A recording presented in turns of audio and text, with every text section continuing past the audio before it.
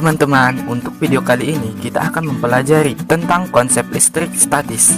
Tadi kalian telah melihat videonya kan di awal tadi? Nah, seperti itulah konsep listrik statis.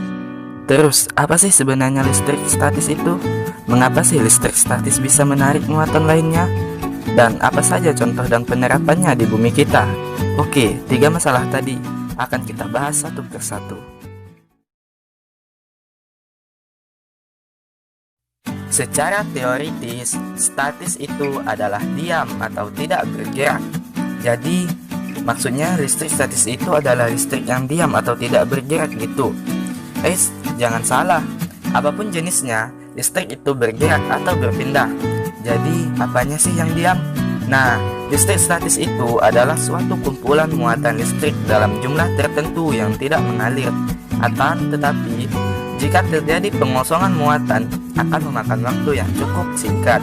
Atau secara simpelnya, yaitu suatu fenomena kelistrikan yang dimana muatan listriknya tidak bergerak, dan biasanya terdapat pada benda yang bermuatan listrik.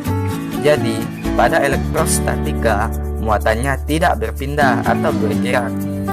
Dapat dikatakan juga, listrik statis timbul karena adanya fenomena di mana benda-benda yang memiliki aliran listrik saling berpautan tanpa adanya sumber daya listrik, atau dengan kata lain, benda tersebut dapat menghasilkan proton maupun elektron tanpa menggunakan elemen pembangkit listrik.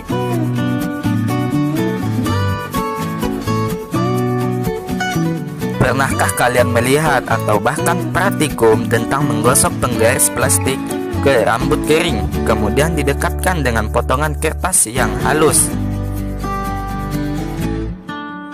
Maka, kertas tersebut akan tertarik oleh penggaris plastik. Ini semua bukan gejala magnet, melainkan gejala kelistrikan. Pada listrik statis, benda dapat tarik-menarik karena adanya atom-atom, yaitu proton dan elektron. Semua zat itu pasti tersusun atas atom-atom. Setiap atomnya pun itu tersusun atas inti atom, yang di dalamnya itu terdapat proton dan neutron. Dan inti atom yang di dalamnya itu dikelilingi oleh elektron-elektron yang bergerak melingkari proton dan neutron. Atom yang bermuatan positif itu disebut proton, sedangkan yang negatif disebut elektron. Nah, benda dapat menarik benda lainnya karena perbedaan muatan. Apabila kedua benda berbeda muatan, maka keduanya akan tarik-menarik. Namun, apabila kedua muatannya sama, maka mereka akan tolak-menolak. Untuk mendeteksi muatan listrik statis adalah elektroskop. Bagaimana cara kerja elektroskop? Pertama, pada saat netral, proton dan elektron pada elektroskop tersebar merata pada seluruh bagian elektroskop, sehingga daun logam akan menguncup.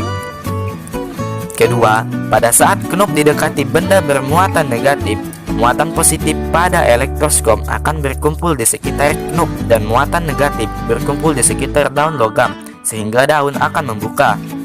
Yang ketiga, pada saat knob didekati benda bermuatan positif, muatan negatif pada elektroskop akan berkumpul di sekitar knob dan muatan positif berkumpul di sekitar daun logam, sehingga daun akan membuka.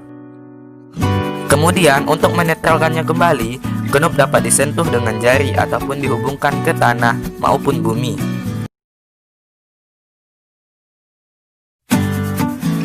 Contoh dan penerapannya di kehidupan kita banyak sekali kita temui. Contoh alami yang ada di bumi mengenai listrik statis adalah salah satunya gejala munculnya petir. Sedangkan penerapannya dapat kita temui pada beberapa alat berikut. Yang pertama, mesin fotokopi. Mesin fotokopi menggunakan daya tarik muatan listrik positif pada plat mesin fotokopi, mencitrakan bidang hitam yang akan digandakan, menarik partikel bermuatan negatif dari bubuk hitam halus yang disebut toner. Toner menjadi bermuatan negatif karena berhubungan dengan butir-butir gelas kecil di baki pengembang.